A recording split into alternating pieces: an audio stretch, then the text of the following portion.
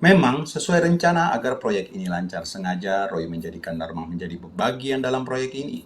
Ia dipercaya menjadi keamanan karena kebetulan Pak Dharma sendiri percaya dengan Roy, terutama ketika mampu menggarap kebun sawahnya itu dengan mengeluarkan Ustadz Fian dari kesulitan ekonomi serta mengajaknya. Semua itu dibicarakan sehari sebelum lebaran kurban itu, tapi tetap sesuai dengan pesan kiainya, ia harus hati-hati karena hal yang tidak lurus dari Dharma. Fokus kerja aja lu kan, ntar kalau kita cuma sembilanan, repot juga gawainya, ucap Tatang yang membayangkan bila Gani dikadek Dharma karena berani mendekati istrinya.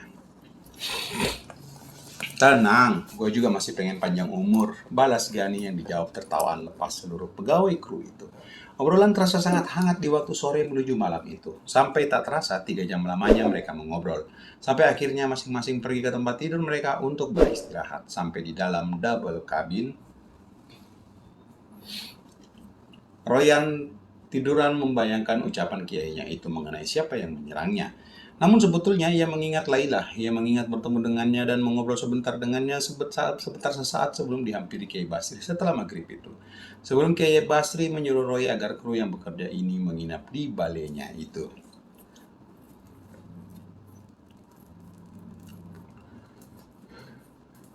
Ia mengobrol dengan Laila sebentar dan tiba-tiba saja ada yang terbangun mengingat obrolan bersamanya di sebelah. Di rumah Kiai Basri, Laila terlihat elegan dengan gaun sebelum tidurnya malam itu. Ia juga masih memakai hijab seadanya sambil merapikan buku-buku serta kitab-kitab yang hendak dipakai untuk orientasi amalia tantri selanjutnya nanti. Abah, tidur jangan terlalu capek, ujarnya yang melihat suaminya masih duduk membaca kitab Ulumuddin yang tebal itu. Nyi Laila sedikit khawatir sebenarnya setelah melihat suaminya terjungkal sore tadi. Namun beruntung keadaan bisa dikendalikan. Sang Kiai sendiri namun tetap ia merasa aneh.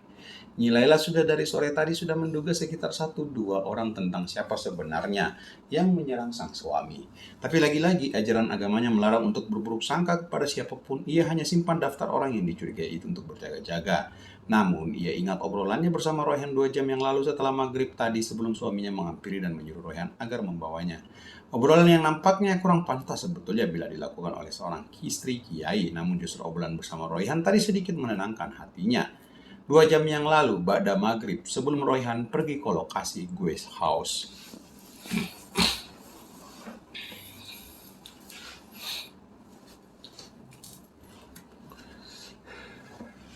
Nyi Laila mondar-mandir di depan rumahnya, memakai gaun yang sama saat mengobrol di gedung riaya tadi. Ia terlihat khawatir, takut, dan merasakan perasaan tak aman, karena pada saat itu ia sebetulnya sedang meyakini 1-2 orang yang ia curigai siapa yang menyerang sang suami tadi. Namun ia tak ingin terbuka, tak boleh berprasangka begitu ucapan suaminya. Royhan yang memang baru pulang dari rumah Ustadz Boy itu melihat gelagat ustazanya yang resah saat melewati rumah itu. Ia menyapanya sebentar. Assalamualaikum Nyi, lagi apa? Tanya Roy. Nyi Laila kaget, dia diam sebentar sambil melihat Royhan yang berdiri di depan rumahnya yang hendak lewat menuju rumah Ustadz Fian. Ia tersenyum.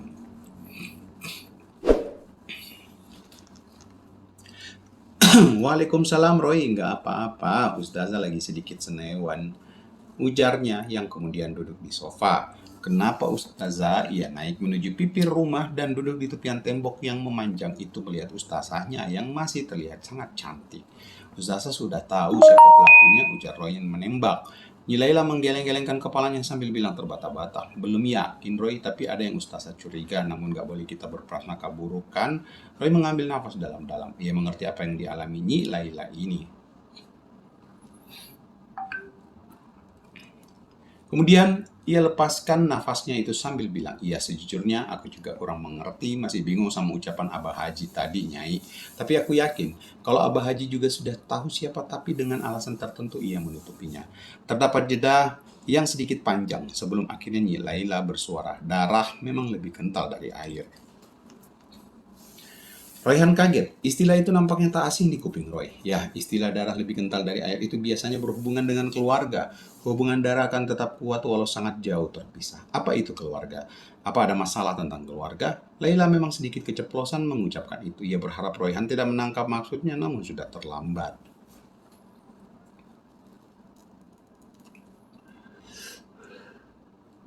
Memangnya ada dari keluarga Abah Haji yang bukan pesantren lagi, tanyanya, atau mungkin dari ustazah, tanyanya lagi yang langsung menembak Ustazah tadi. Ustazah menutup mulutnya, namun sebetulnya ia tersenyum. Ia menilai pintar anak ini menggunakan nalarnya setelah mengemukakan istilah tadi. Kenapa nanya? Kepo nyai. Nggak boleh kepo-kepo, ujarnya sambil tersenyum. Tapi memang bener ya, ustazah dari keluarga Abah Haji atau ustazah ada yang membuka pesantren, kan darah lebih kental dari air. Kalau Pak Kiai atau ustazah mengembangkan pesantren, pasti ada dari keluarga juga yang mengembangkan pesantren. Ustazah tersenyum, ternyata benar anak ini cepat menangkap maksud dari ucapan tadi. Kalau dari pihak Abah Haji ada dua, sepupunya semua, kalau dari Ustazah cuma satu. Paman Ustazah sendiri jelasnya. Ingin sekali Royhan menanyakan bila mereka semua akur atau tidak, namun itu terlalu personal. Ia bertanya dengan sedikit formal. Masih suka bertemu satu sama lain, Ustazah? Tanya Royhan. Ya, kamu tahu keluarga itu cukup sulit, tapi ya kita masih suka kumpul-kumpul bila ada acara-acara besar.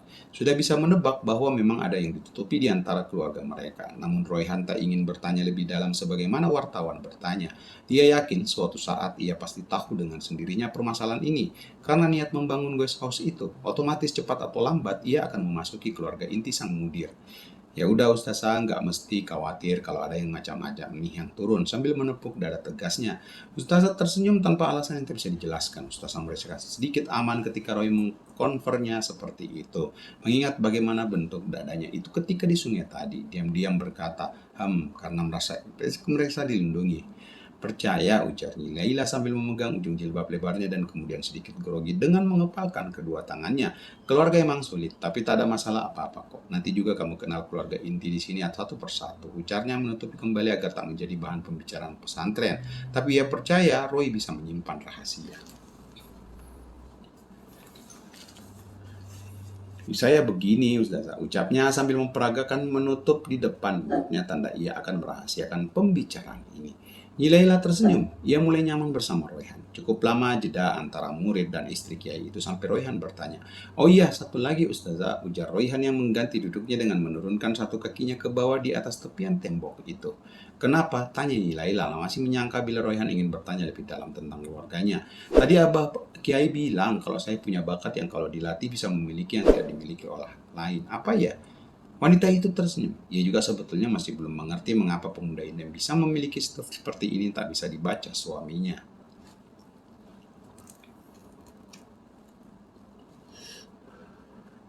Pak Kiai nggak bisa ngebaca pikiran kamu, ujarnya. Maksudnya, kalau setiap ada orang yang datang menemui Pak Kiai pasti bisa membaca siapapun orang itu. Tapi kamu nggak bisa.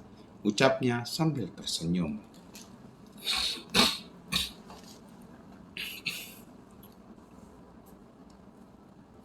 Kok bisa?